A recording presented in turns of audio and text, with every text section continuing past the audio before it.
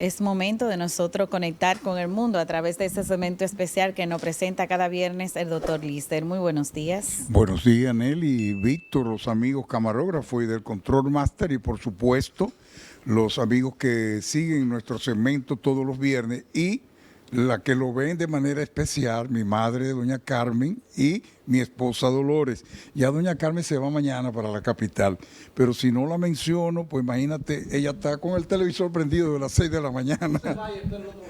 Exactamente, sí. Y cuando ella no está, usted se lo envía también. No, pero claro, cuando se lo envían a Víctor, que Víctor me lo envía a mí. Bueno, doctor, como que fue muy efímera la presencia de Elon Musk en el gobierno de Estados Unidos. Así es.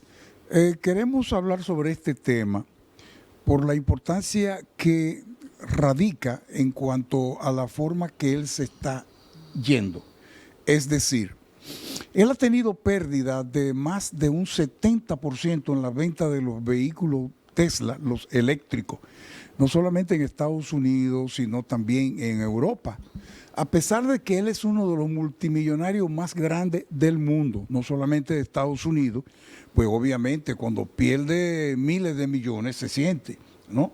Se siente. Entonces, ¿qué pasa? Que él es un asesor especial que dirigía el Departamento de Eficiencia Gubernamental, las siglas en inglés son DOGE, y venía confrontando cierta diferencia con Donald Trump, pero lo que le puso la tapa al pomo es de que Donald Trump ha presentado su plan de reforma fiscal, un proyecto de ley que él ha denominado como la gran y hermosa ley. Tú sabes que él utiliza muchos superlativos siempre cuando se refiere a las cosas que él realiza. Y pues Elon Musk lo que dijo hizo una crítica inmediatamente, que se sentía decepcionado en el sentido de que esto lo que iba era aumentar el déficit fiscal y que también iba a hacerle daño al Departamento de Eficiencia Gubernamental, porque él dice que hay un derroche gubernamental en las diferentes oficinas y él estaba buscando la manera de que se fusionaran algunas, de eliminar empleados. Acuérdense con lo que empezaron cancelando muchísimos empleados públicos de diferentes instituciones gubernamentales, y entonces él dijo que se va, él se iba el 4 de julio, pero ayer dijo que no, que hasta ahí llegaba. Hoy hay una rueda de prensa en la Casa Blanca para despedirlo, obviamente para tratar de demostrar que no ha habido diferencia con el presidente de la República de los Estados Unidos, pero yo había dicho una vez, yo no estoy vaticinando nada, pero yo había dicho que había que ver cuánto iba a durar ese noviazgo, porque son dos megalómanos, dos individuos que son autoritarios y que los dos son ricos, tal vez o sin el tal vez. Elon Musk es mucho más rico que Donald Trump. ¿Hasta cuándo iba a durar eso? Bueno, pues ya llegó a su fin. Obviamente que él ha dicho también que no va a seguir en política. Señores, zapatero tu zapato, él nunca fue político. Él se subió al vagón del tren Donald Trump y pensando de que pero hay mucha gente que se alegraba de, por ejemplo, cuando él decía que había que fiscalizar más las instituciones para que cumplieran con su función. Él quiso aportar. Sí, no, él tenía buenas intenciones. Lo que pasa era que se lleva... Además, doctor, también para saborear el néctar del poder político, porque a veces tener poder económico y otro tipo de poder, el político te da un plus. Mira, hay dos clases de políticos, ¿verdad?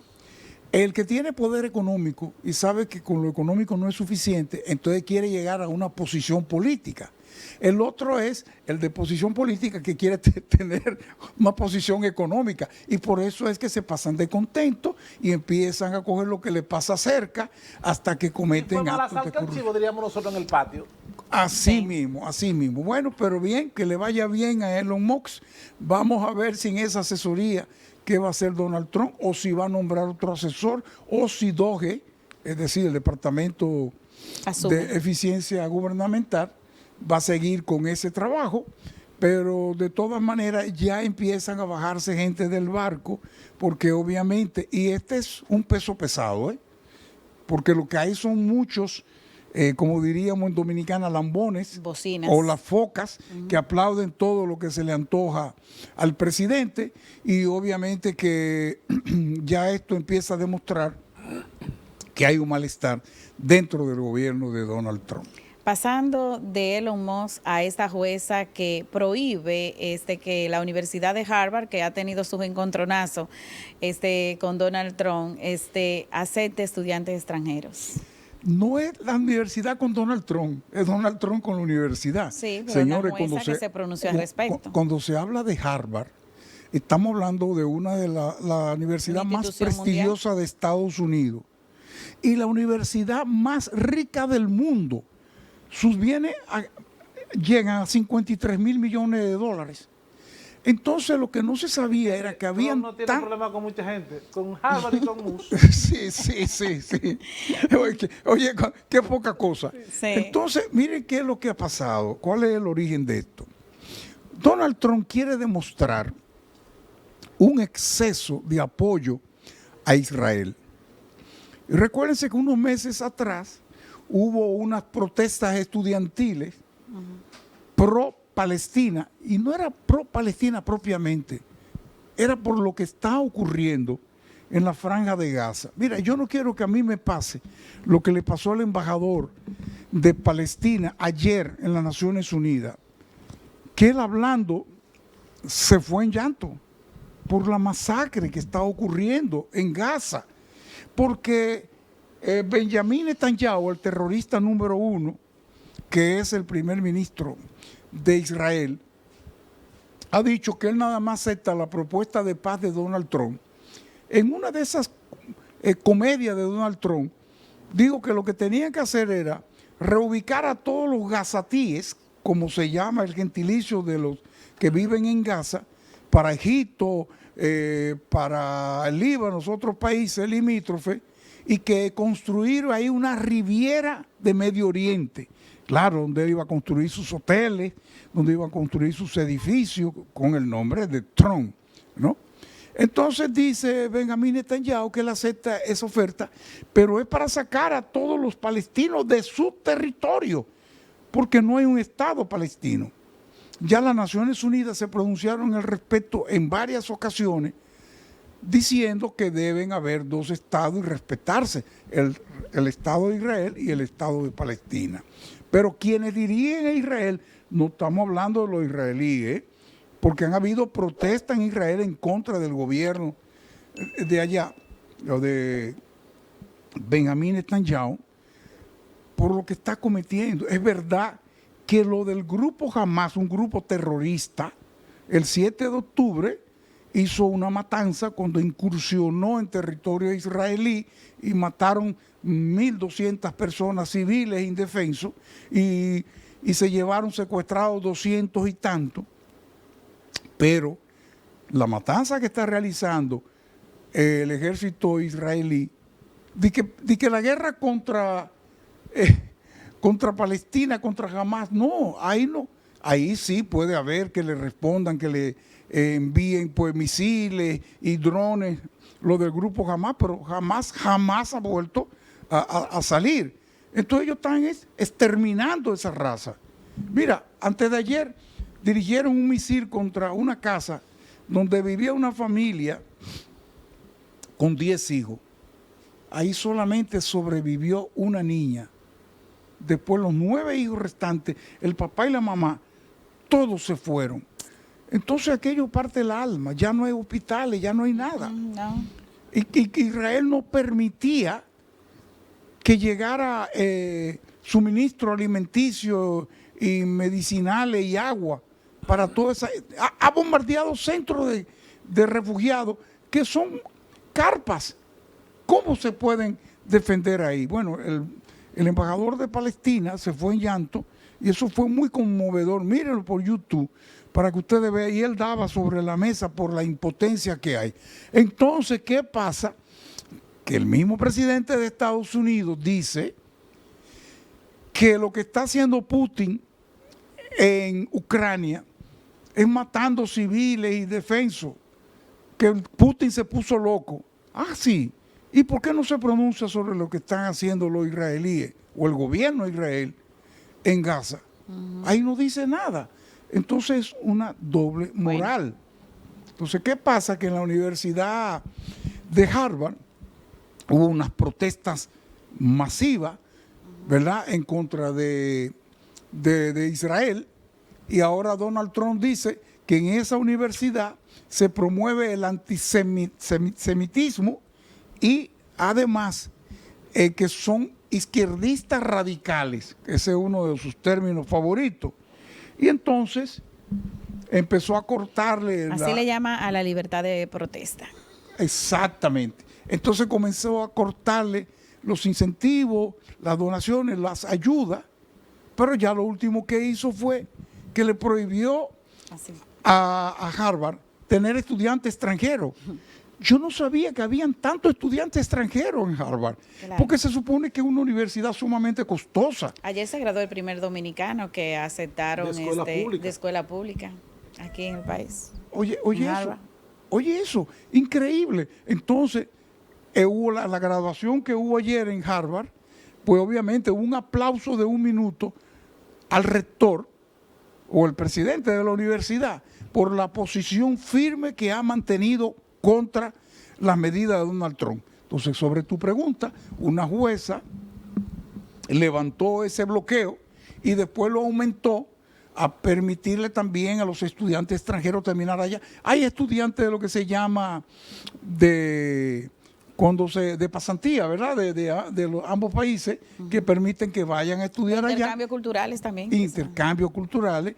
Y todo esto ha sido bloqueado por una jueza, pero Donald Trump está dado el pecado, como decimos aquí, pues está buscando qué juez puede tumbarle esa medida que tomó esa jueza, pero es increíble, es contra la cultura, es contra todo. Bueno, como decía Vito, tiene mucho frente abierto porque de los aranceles no se le va. Y este es el último punto que tratamos aquí. Miren, yo me puse muy contento, como me imagino que se pusieron México, Canadá, China y los países del mundo, cuando una corte de comercio, un tribunal de comercio internacional que tiene su sede en Manhattan, New York, óyeme, bloqueó los aranceles de Donald Trump. Todos, los del 25% contra México y Canadá, lo del 20% contra China y todos los demás aranceles que impuso a todos los países del mundo. No se refirió a los aranceles del aluminio, el acero, de los vehículos y las partes vehiculares. Fueron 12 estados de Estados Unidos que presentaron esta demanda, así como muchas instituciones empresariales y económicas. Y el tribunal, es decir, son 3 jueces que lo integran, ¿verdad? Pero óigame, ¿quiénes lo integran? Un juez que nombró Ronald Reagan, que tiene que ser muy mayor, otro juez que nombró Obama y otro juez que nombró precisamente Trump en su primer periodo de gobierno. Y fue a unanimidad que adoptaron esta decisión. ¿Cuál fue el argumento? Que era inconstitucional, porque el presidente se está basando en una ley de emergencia de 1977 que nunca había sido aplicada y que dice que no podía ser aplicada para este caso porque no ha justificado, sino que ha retorcido el espíritu de la ley para atribuirse funciones que no le competen, es al Congreso. O sea que él está legislando, él quiere también juzgar y los jueces que deciden en su contra inmediatamente lo tildan de izquierdistas radicales, ¿no? Y obviamente que yo estaba contento anoche, digo, caramba, tengo una buena noticia que dar en el programa de mañana, pero hoy veo que otro tribunal, una corte, revocó la decisión de ese tribunal de comercio internacional y volvimos a posición anterior. Lo que revela una lucha interna muy fuerte. Exactamente, lo que hay es una división en Estados Unidos, no hay una unificación en la justicia, hay una división en la justicia. Bueno, Donald Trump tiene mayoría tanto en el Senado como en la Cámara de Representantes, pero no tiene mayoría absoluta para aprobar ciertas modificaciones. Y entonces lo que hay es en Estados Unidos ahora mismo, tú no sabes a qué atenerte, porque obviamente él está actuando con un espíritu vengativo y sobre todo contra todos aquellos que lo sometieron, que le hicieron pasar trabajo, porque él está como un preso de confianza. Acuérdense que él fue declarado culpable por un jurado, ¿no? Pero nada. Bueno, sin embargo, es presidente. Sí, gracias, Lister. No traemos estos temas porque eso nos afecta. Claro. Aquí no, están conversando con el 10%, pero no han dicho nada sobre el 3.5%. Eso es a través de una ley que ya fue aprobada por la Cámara de Representantes a las remesas. Imagínense ustedes la cantidad de remesas que recibimos nosotros aquí en el país, pero no se aplican a los ciudadanos norteamericanos que envían dinero. Óyeme bien, y hay muchos dominicanos que se han nacionalizado norteamericanos. Víctor, llegamos al final de este segmento en contacto con el mundo. Víctor Puntiel, junto a un equipo de experimentados profesionales, hacen de Contacto Diario la revista matinal más completa de la televisión regional. Entrevistas, análisis, comentarios, reportajes, deportes, farándula y todo el acontecer nacional e internacional. Estás en Contacto Diario de lunes a viernes de 8 a 9:30 de la mañana por el canal 8 de Telenor. Contacto Diario, la revista matinal más completa de la televisión regional.